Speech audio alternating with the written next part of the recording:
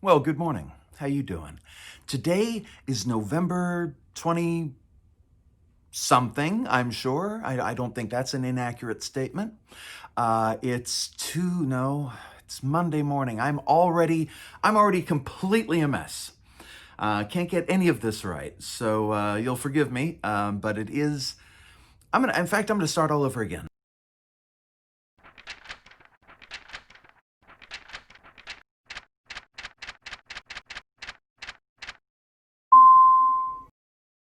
Hi. It's Monday morning.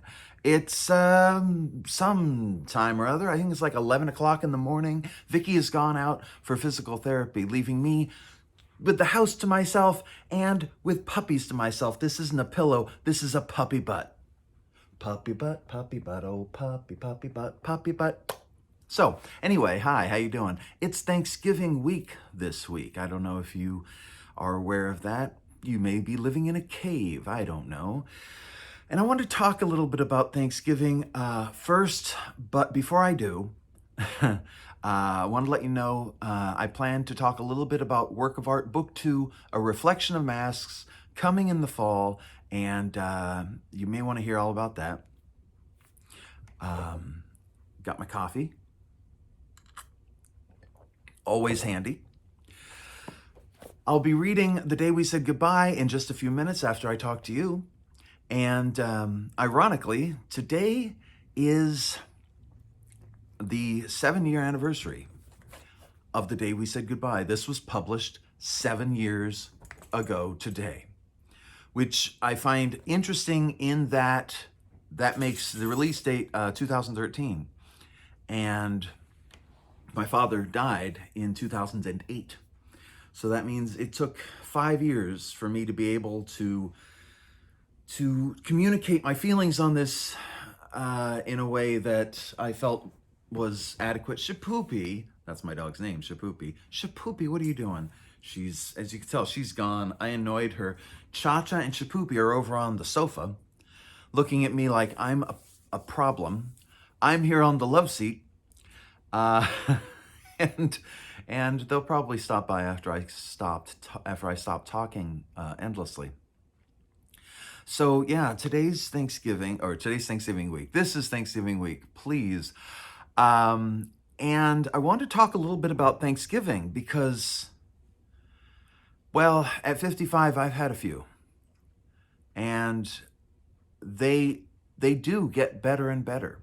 I'm not a huge fan of Thanksgiving. Not a big proponent of killing native peoples. Call me crazy.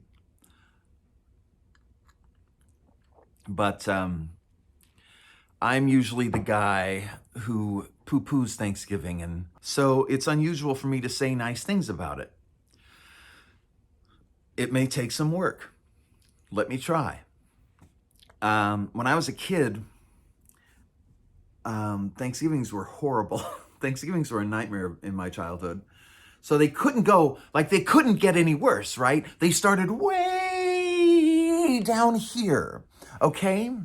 And they've only gotten better, which, I mean, how can you beat that?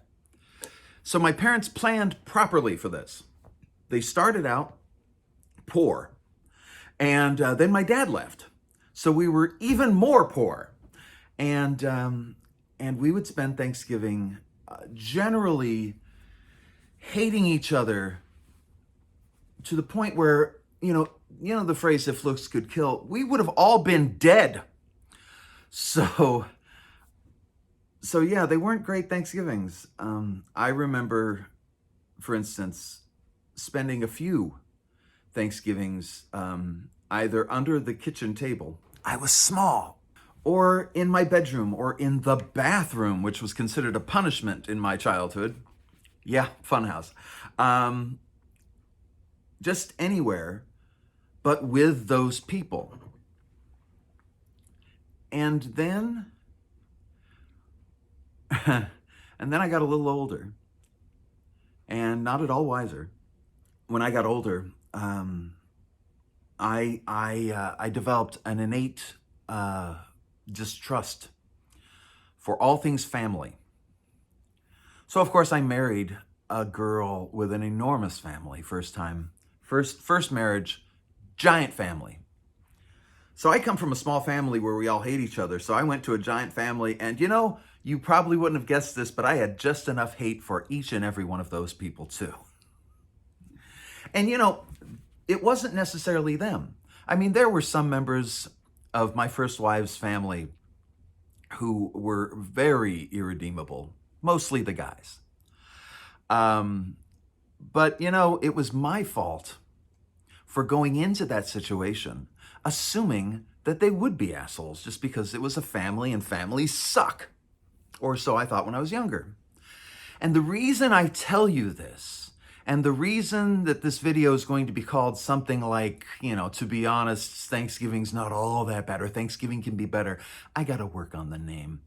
But there's a reason why I'm going to have a nice, hopeful name for this video, because I think where we're at right now, I think 2020 Thanksgiving, it's just a repeat of all of my childhood Thanksgivings, and I'll explain why. So, just like with my family, you've got a group of people over here and a group of people over here. These people, of course, are the, 76,000 now who voted for Biden. And these people over here are the 70 or so, did I say 76 million? I hope I did. The 70 or so million who voted for Trump. That's a lot of people. And then there's all the other people who thinks that these two people, are crazy. So you hear a lot on the news about, boy, our country sure is divided. Yeah, no kidding. So I see that every day. And going into Thanksgiving, I can't help but think, could I help out my viewers by explaining to them how I got through all of my Thanksgivings? Because you're gonna have to get through this. It doesn't matter that you don't have to be in the same house. You still have to get through Thanksgiving. You think people aren't gonna call you? Come on, Zoom. So, how do you deal with it? Well, when I was a kid, I dealt with my family by hating them as much as I could. Which is only fair. They hated me as much as they could too. So I just got as angry and as bitter as I could. And you know what? That never worked. Not once. Not a single time did that work. My brother, Keith, tried to make that work even more than I did, and for even longer. And I use him as my example. He is my example in all things. I follow his lead by not doing anything he does, by trying to avoid his mistakes. And I love him for that. You got to understand, I am not dissing any of the people that I talk about today, because at some point we've got to get to where, I got a smudge on my glasses. We got to get to where, we don't need to love each other. We don't even need to like each other. But for crying out loud, if we're going to live together in this country, in this one house that shouldn't be divided, we got to figure something out. And I never did when I was with my family. I made that mistake. And then I went into my first marriage. I want to explain something to you as I stutter my way through this sentence. I was married to my first wife for 15 years. That's a long time. That's almost 4 presidential terms. So, yeah, I was a dick for that long. I should have gone into the situation without judging, without prejudging, and we do. We prejudge everybody. We can't help it. We need instant judgification. I don't know. Only later did I realize, because I had to at some point if I was going to talk to you today, right? Only later did I realize these horrible mistakes I was making, and how so much of the blame fell at my feet. And then I married Vicky. And I have told you so many times about how wonderful Vicky is. So we'll skip that. also because she has me really irritated this morning. She took off in a huff, and I've got to deal with that when she gets home. But anyway, it took me a long time to learn all of those lessons. And I started doing something that I like to call living intentionally, or living purposefully, as you might have heard it referred to as that. You know, purpose-driven life and all that nonsense. I call it living intentionally because I don't believe in living accidentally. A lot of people live accidentally. I've lived most of my life accidentally, and you know what I'm talking about. You go on autopilot, you let yourself react to everything. That was me. That was me at my Thanksgivings as a child, reacting to my family and all of the hate and anger and just terribleness that the holidays bring. That was me prejudging my first wife's family. I shouldn't have assumed every situation was the same, or assumed every person was the same. And I do that a lot with Republicans. And I'm not going to kid you, I do, because so many of them turn out to be exactly the same. But my father-in-law is a Republican. One of the nicest guys you ever want to meet. He's one of those, let's keep taxes down because I'm trying to afford my home Republicans.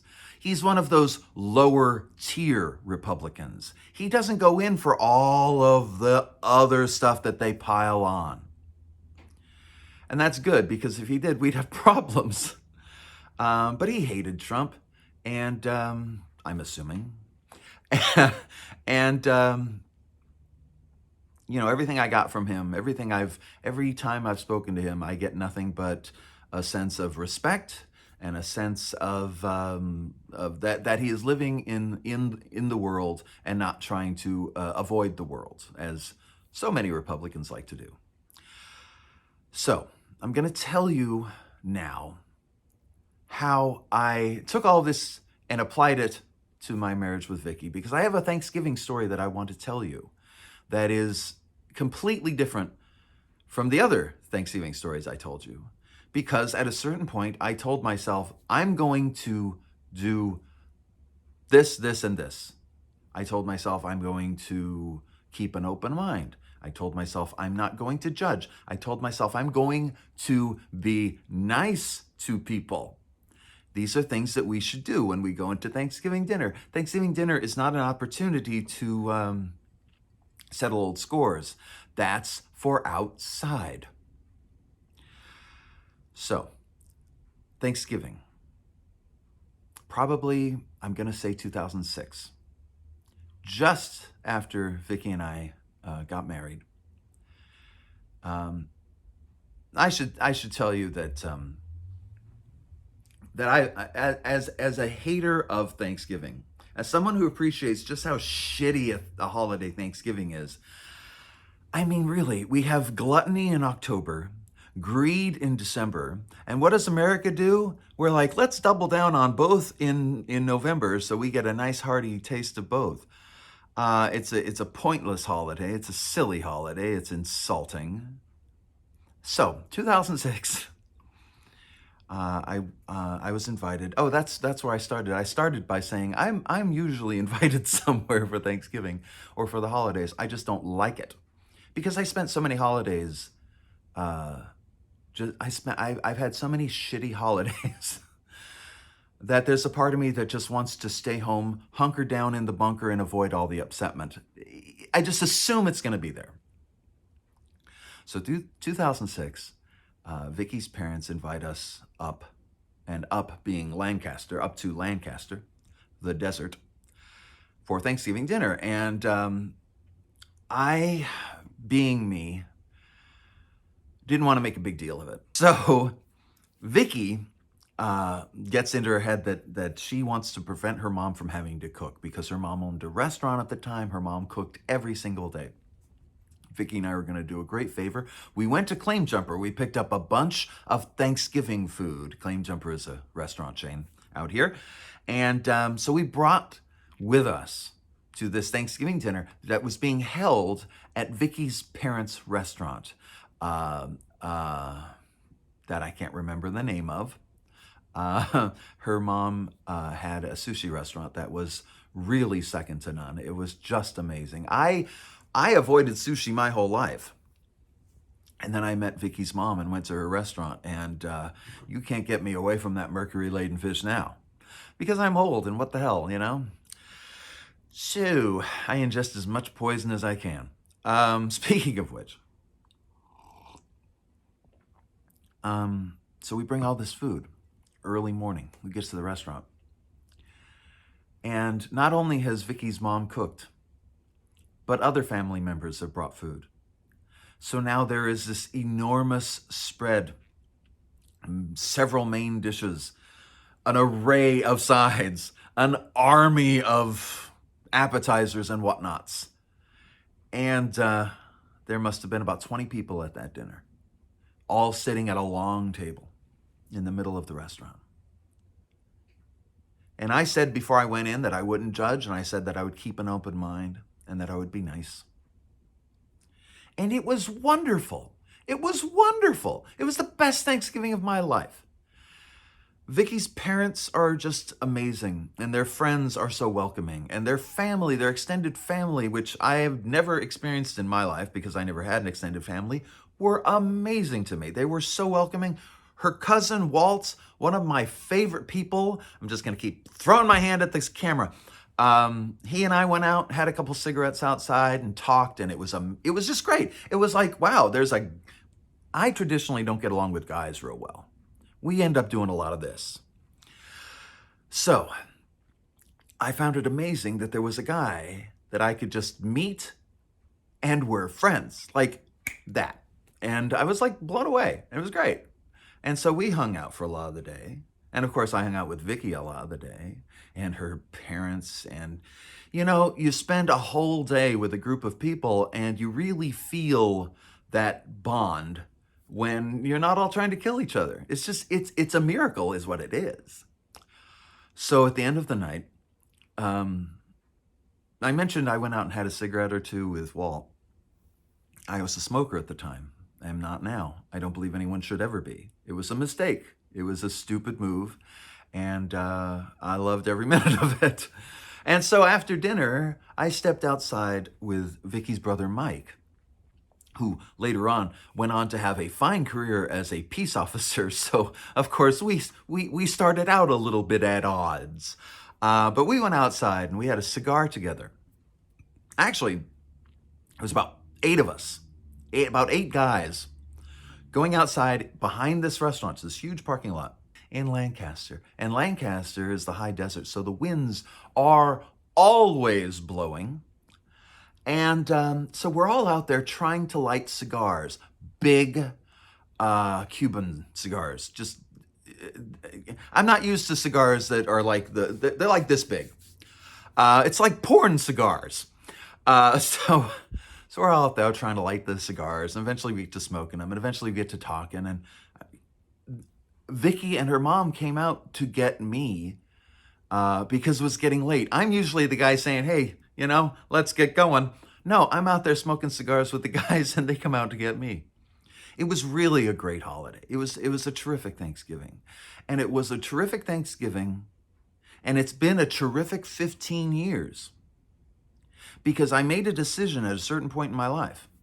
And I said, I'm going to go into this and I'm going to not judge. I'm going to keep an open mind. I'm going to be a nice person, which doesn't come naturally for me. And it doesn't come naturally for a lot of people. And it sure as hell doesn't come naturally for Republicans. And I know that you're going to have that desire to gloat. Because I have that desire to gloat. I'm trying not to. Democrats, as a rule, tend to not gloat as much. And the reason I can say that is because you always see Democratic politicians saying, now, don't gloat because we may not win, because Republicans cheat so well. So Democrats have gotten this attitude of hesitancy, of caution.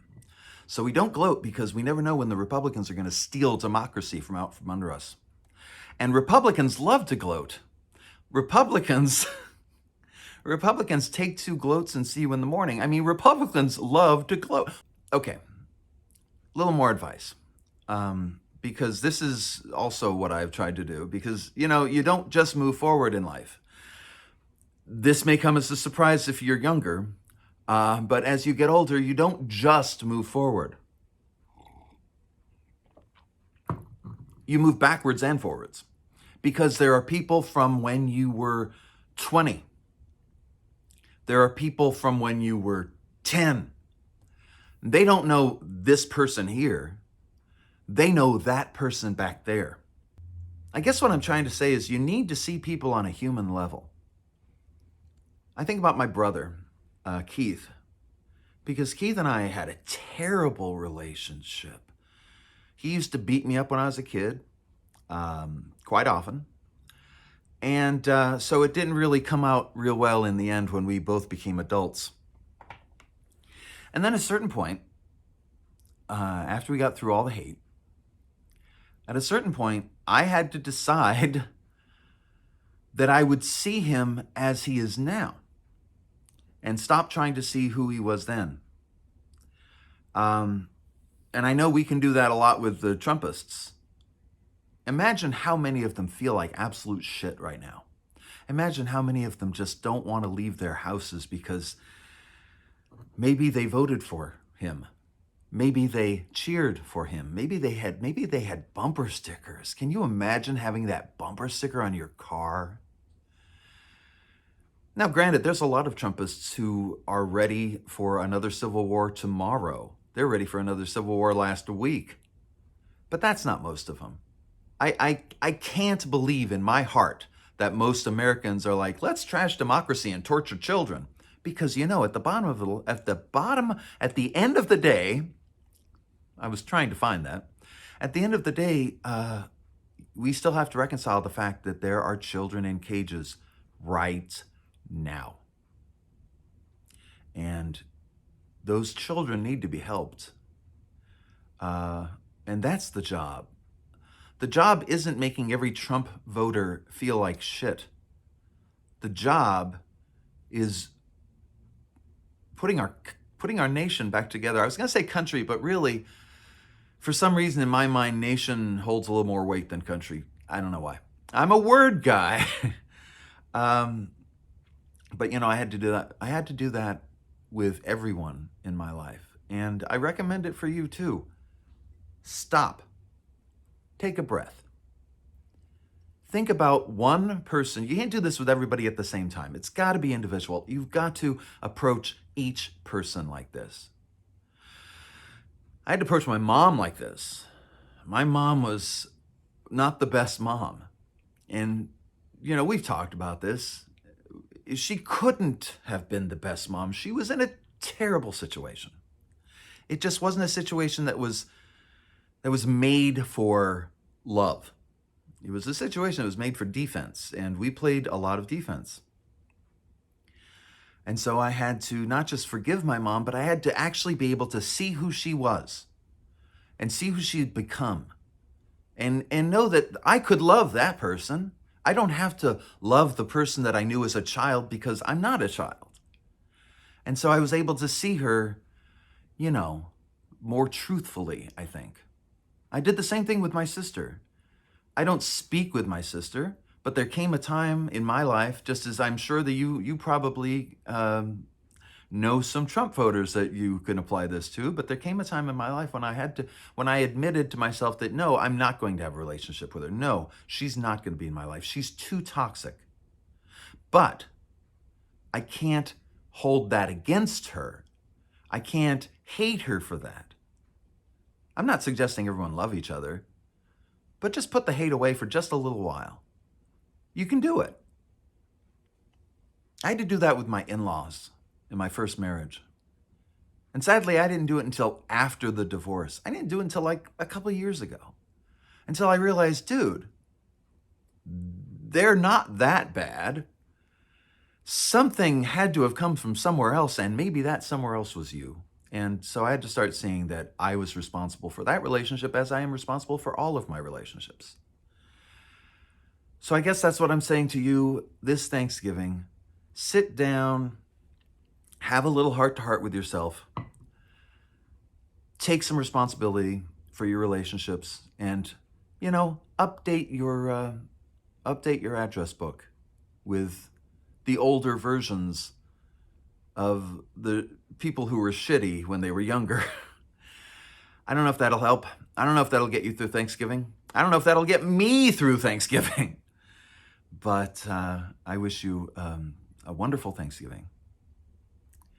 Remember, this is the time of year to sit down, look around, and realize you're still alive. You got a whole other year of this. And yeah, 2020 was a shitty year, but would you have missed it if you didn't get it? I would have. I would have missed a year with my wife. I got to spend it all with her. She's a pain in the ass, but I love her dearly. So, yeah, 2020's been a bitch, but I'm glad I got it. I'm glad I had it. I'm glad I get another one moving forward with any luck. So, that's my Thanksgiving story. You're welcome. I'm going to shut up now, and you're even more welcome. But before I go, hey, I want to tell you about Work of Art Book Due. Book Due? The book's due. And that's it. Thanks for coming around, and I hope you subscribe, click the like button, and connect with me on all that social media business on the screen. Try again. I want to tell you about Work of Art Book 2, A Reflection of Masks. Book 1, An Intention of Flowers, was about a kid who painted a parking lot full of flowers. And the teacher who tried to stop him but didn't quite do such a good job. The second book, I'm not going to tell you what the second book is about, because my excitement about the second book has nothing to do with what the book is about, which is funny because I worked really hard to pack a lot of fun stuff into the book, but really, if I tell you about all the fun stuff now, you'll forget in the fall when I need you to buy the book. So right now, I'm just going to tell you about how excited I am, because when I sat down and I did the rewrites on Work of Art Book 2, A Reflection of Masks, this week, when I sat down and did that, one of the things that I realized is that my writing style has progressed, has advanced to the point where one thing that I've been working on for about a decade has finally come true, and that is the book sounds like me. I can't tell you how difficult that is, to be able to write like you sound. I've written for decades, and I've wrestled with this. I've written really good, beautiful language, and then I say it out loud because I'm going to record this as an audiobook, and I record a lot of things as audiobooks. I say it out loud, and for some reason, it sounds like someone else talking. And I don't know exactly why that is, because the language doesn't change. I had to find my speech patterns on paper. And I'm so excited to find that I have, because when I record the audiobook, it's going to sound like this, but a lot more interesting. It's going to sound like me sitting down and telling you a story. And I love that. That's what I've been shooting for. And I'm sure that now that I've got it once, it's going to come a little bit more regularly now. I've been told from the time I was a child, I was told that I had a voice as a writer. But the voice wasn't mine, and it was always uncomfortable. And one of the things that you're looking for as a writer is to be as true as you can, so the words come as confidently and competently as they can. So it was a blast. It was so much fun. So Work of Art, Book 2, A Reflection of Masks, coming this fall. Work of Art, Book 1, An Intention of Flowers, now available in ebook, paperback, and audiobook, of course. Not my favorite audiobook, because I realized that when I read that, it was getting closer to my voice. It wasn't exactly my voice. So I ended up, well, you'll find out.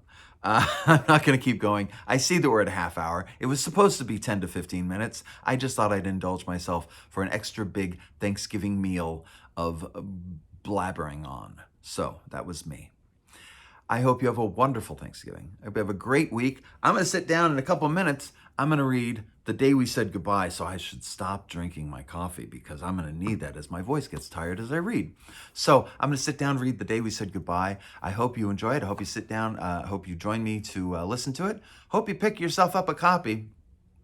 The Day We Said Goodbye, a meditation on acceptance in ebook, paperback, and audiobook.